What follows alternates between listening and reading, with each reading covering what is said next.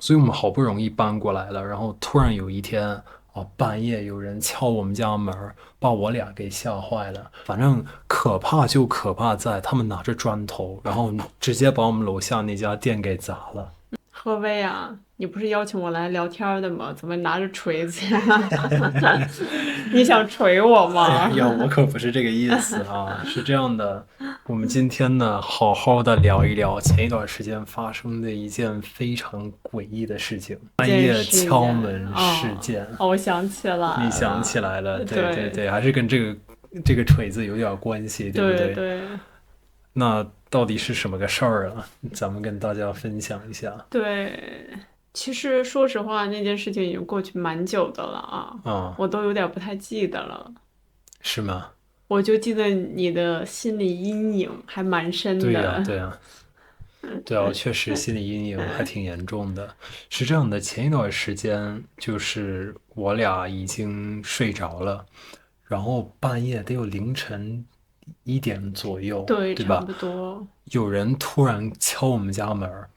那么我给大家科普一下啊，我俩是住在9层，哎，其哎，实是10层，是十层，对对对，中国的按照十。中国的10层，对对对，因为是这样的，在中国的话，就是英国这边不是有 ground floor 这个概念嘛，在中国的话呢，只是直接管它叫1层，对，所以所以中国没有所谓的0层，就是国外嗯，是有的，对，对对，所以我们就是住在按中国的按中国的那来个那个在说法的话，我们住在十层，十层，所以对还挺高的。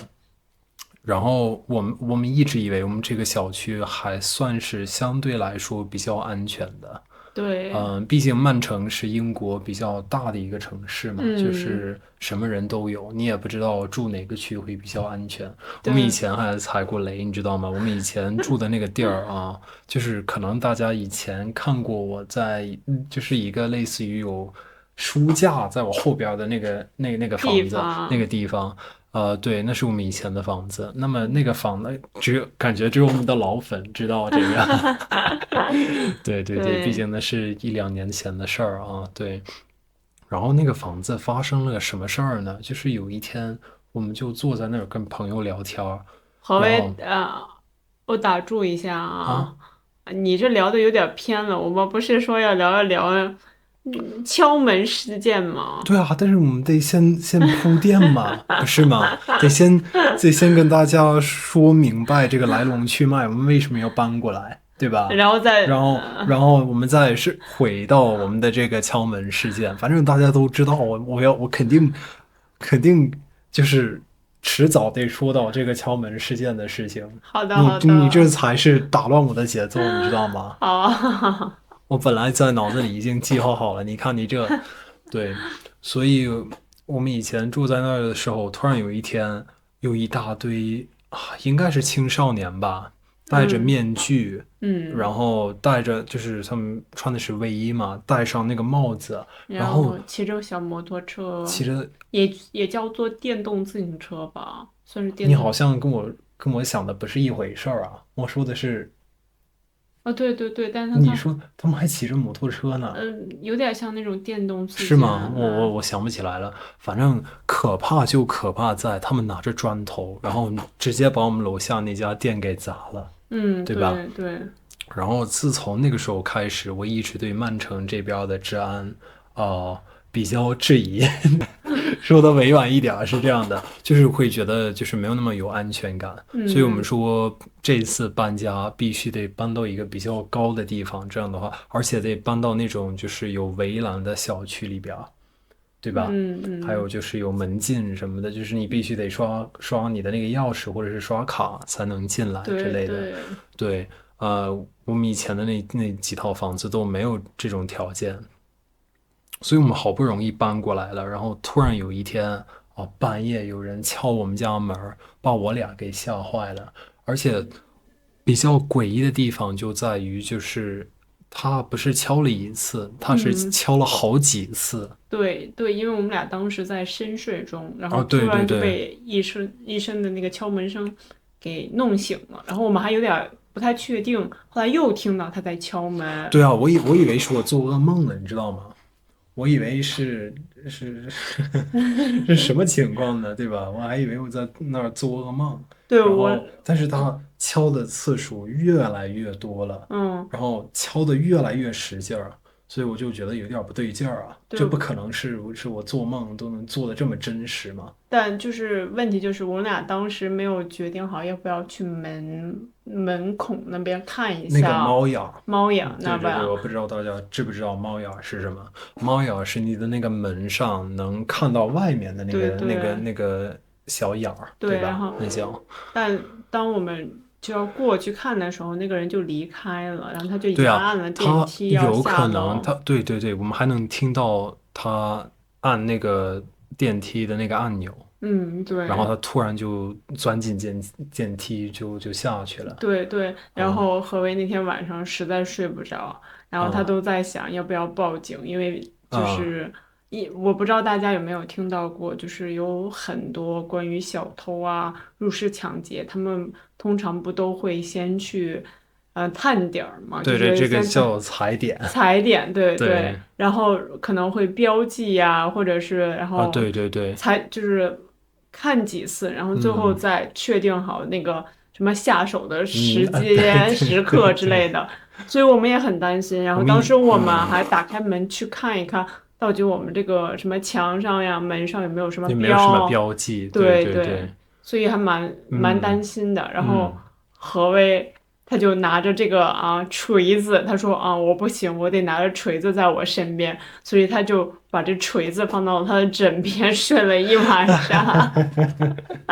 对呀，然后自从那天开始，我就把我们家这个给大家看一眼，我们这个工具箱啊，还有这把锤子，这把锤子都放在床边儿睡，因为我真的实在是心里不踏实，你知道吗？我本来可能是有一点点焦虑倾向，就是然后再加上就是发生了这样的事情，再结合以前我们经历过的事情，就比如说我们对，以前住的那个地方真的不太安全，嗯，对对对，所以这次确实是把我给吓坏了，但是后来发现一点儿标记都没有，然后我甚至开始自我怀疑，我说我是不是就是这小题大做还是怎么样，对吧？大惊小怪，其实这也不是第一次，就是我还记得有一次白天，就是有一个大爷吧，他在那里啊刮墙，啊然后啊！然后何为给我打电话说咱们门口有一个大爷在那里一直刮墙，然后我说你赶紧去跟那个楼下的那个物物业业确说认一下，一声，对对对，然后他就跑向那个楼下那个物业，然后然后跟他解释说这个大爷是来刷漆的，然后他只是把以前的那个漆先给刮掉，然挂掉，后这样子对对对，刷新的，然后他还把那个大爷从那个后边那个房间里叫出来，让他看一眼。啊，对对对，那一次确实是我大惊小怪，好吧，这个就是一看就是人家是正经的，人家是来，对吧，把自己本职工作做好的那种，但他但确实就在我们那个门旁边那个一直墙刮呀上一直刮，刮，然后就你我就说，天呐，他这不会是人家来踩点，然后都，就是他们那个黑帮的那个标记。他是，但那一次是有惊无险，就是一个非常正常的一啊，个维对对对，护。毕竟那是大白天嘛。对，但是你说，我不知道观众朋友们是怎么想的。要是半夜，就比如说凌晨1点、凌晨2点，有人疯狂的敲你们家门儿，你会怎么想呢？对，确实这件事情，蛮让人担忧的。啊，对对对，所以我们就是脑海里浮现了无数个可能，他们为什么会来啊？就是他们是干嘛的？然后就是可能开始变得不太理性。因为我们怎么说呢，就是电视剧也好，电影也好，纪录片也看太多了，啊，所以对啊对啊，感觉我那个听那个悬疑播客那种，就是对讲罪案的那种播客听的太多了，对。所以我以为是人家准备入室抢劫呢。对吧？可是，到目前为止，我们就没有再听到有第嗯二次有人来嗯，敲门之类的。对对其实对说实话，我觉得有的时候周六晚上、大晚上，有可能就是有一些人喝的有点多了，然后对对对，喝就有点，醉了，可能他去错楼层了，所以他敲错了啊，对啊，敲错对啊，对啊，门了。或者说是谁的朋友下去抽了根烟，或者去透透气儿，对吧？然后对对他本来就是可能是微醺的一个状态，甚至有对，点儿喝多了。那么在这种情况下，我觉得他又人家去错楼，就是来错楼层，对然后敲错门儿，是无可厚非的，我能理解，对吧？是能理解。而且我周围，我问了一圈儿，我周围的英国同学也好，我的中国朋友也罢，然后我觉得有意思的点就在于，中国朋友会觉得，这个事儿要认真对待。英国朋友的话，哎呀，他们说，哎呀，Will 你这小题大做呢，那明显这是没啥事儿，人家就是喝多了，对吧？敲错门儿了，然后发现敲错门儿了，然后就赶紧逃，对但吧？问题主要是因为我们本来当时就是已经下定决心要去那猫眼那看看到底是谁，但是嗯。刚好我们就要去看了，就哦，是对啊，对啊，我们马上要。起来了，可能就是人家在外面还能听到我们的动静，然后他就对，就突然就跑逃到那个走了电梯那啊。边去按电梯，所以这件事情也会让我们觉得有点可疑。哦，对对对，可能对会让我们更加怀疑人家，但是也有合理的解释，对吧？就对，是说不定人家就是意识到了，才意识到了，哎呀，我嗯，去，我还真来错楼来错层楼层，我啊，得换一。我敲错门儿了，这多尴尬呀！然后人家还真起来了，他肯对，定要训我一顿，然后他就赶紧逃了，也是能理解的。我怎么说都说得通啊！你说这个人是来我们这边儿入室抢劫，完全说得通啊，对吧？对，半他就夜半夜试探一下，看看有没有人在家，不在的话，那我立刻就，对吧？我多敲几次，那反复确认对对没对，人在家，然后我就入室抢劫。这个嗯，这个也说得通，而且甚至我在我们的那个门上发现了一些划痕，对对，我也不知道那个以前就有，还是因为非常非常小，还是那是他们的标记。这个也咱也说不了啥，对吧？是，对。啊，对对对。但是另外呢，你说这个是谁喝多了，然后在那儿敲错门了，也完全说得通。甚至我们说这是鬼，然后来敲我们家门儿，对，吸血鬼站在那儿，然后只要你不开门，他也进不来，对吧？也是有可能的。